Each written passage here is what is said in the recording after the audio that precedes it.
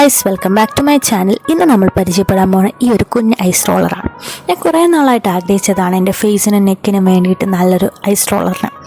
അങ്ങനെ നോക്കി വന്നപ്പോഴത്തേക്കും അവസാനമായിട്ട് എൻ്റെ മുമ്പിൽ വന്നത് ഈ ഒരു സിലിക്കൺ ടൈപ്പ് ഐസ് റോളറാണ്. ഇത് വന്നിട്ട് ഞാൻ മേടിച്ചത് പേർപ്പിളിൽ നിന്നാണ്. കുറേ നാളായിട്ട് ഞാൻ ആഗ്രഹിച്ചിരുന്നതാണ്.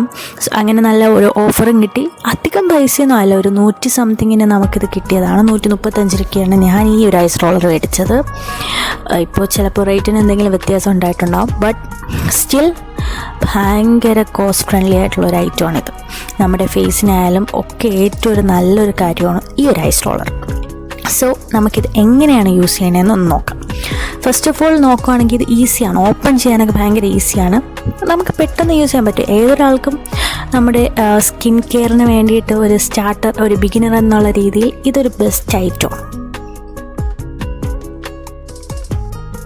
അപ്പോൾ നേരെ കിച്ചണിലോട്ട് ചെല്ലാം. അപ്പോൾ എൻ്റെ കയ്യിൽ നിന്നുള്ളത് കുക്കുംബറും ലെമണുമാണ്, നാരങ്ങയും കുക്കുംബറുമാണ്.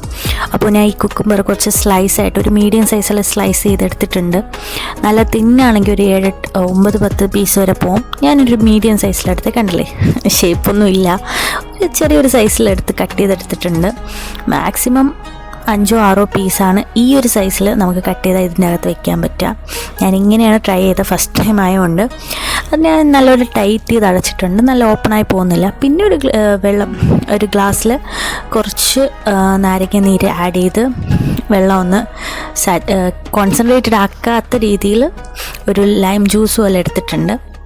അതിനുശേഷം ഇത് നമ്മൾ ഓൾറെഡി ഇതിൻ്റെ അകത്ത് കുക്കുംബർ വെച്ചിട്ടുണ്ട്, അതിലോട്ട് നമുക്ക് ഈ വെള്ളം ഒഴിക്കാം. നോക്കണ്ട, ഫുൾ പുറത്ത് പോയിട്ടുണ്ട്. കാരണം ഗ്ലാസ്സിൽ നിന്ന് ഒഴിക്കുന്ന വെള്ളം മുഴുവൻ പുറത്താണ് പോയത്, അല്ലാണ്ട് അതിൽ നിന്ന് ലീക്കായതല്ല. ഈ ഗ്ലാസ്സിൽ നിന്നുള്ള വെള്ളമാണ് ലീക്കായത്.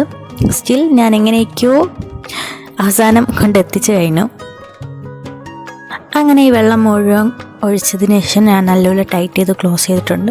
അത്യാവശ്യം നല്ല ടൈറ്റായിട്ടാണ് ഇരിക്കുന്നത്. അങ്ങനെ ലീക്കേജും കാര്യങ്ങളൊന്നുമില്ല. നേരെ ഫ്രീസറിൽ കൊണ്ടുവച്ചിട്ടുണ്ട്. ഒരു 7-8 മണിക്കൂർ അല്ലെങ്കിൽ 4-5 മണിക്കൂർ വെയിറ്റ് ചെയ്യുക. അതിനുശേഷം നമ്മൾ എടുക്കാവുന്നതാണ്. സോ ഞാൻ കുറച്ച് നേരം വെയിറ്റ് ചെയ്തതിന് ശേഷം ഞാൻ അടുത്ത് നല്ല ഐസ് കട്ടായിട്ട് ഇരിപ്പുണ്ട്. തുറക്കാൻ ഇച്ചിരി പാടായിരുന്നു, ബട്ട് സ്റ്റിൽ ഞാൻ അതെങ്ങനെയൊക്കെയോ മാനേജ് ചെയ്ത് ഓപ്പൺ ചെയ്തിട്ടുണ്ട്. നല്ല ഐസ് ക്യൂബ് പോലെയുണ്ട്. ഇത് നമുക്ക് ഫേസിൽ റോൾ ചെയ്ത് യൂസ് ചെയ്യാവുന്നതാണ്. സോ ഗൈസ്, ഇതുപോലുള്ള കുഞ്ഞു വീഡിയോസിനായിട്ട് എന്തായാലും എൻ്റെ ചാനൽ സബ്സ്ക്രൈബ് ചെയ്യുക. ഇതുപോലുള്ള അടുത്ത വീഡിയോസായിട്ട് ഞാൻ വരുന്നതാണ്. അതുവരേക്കും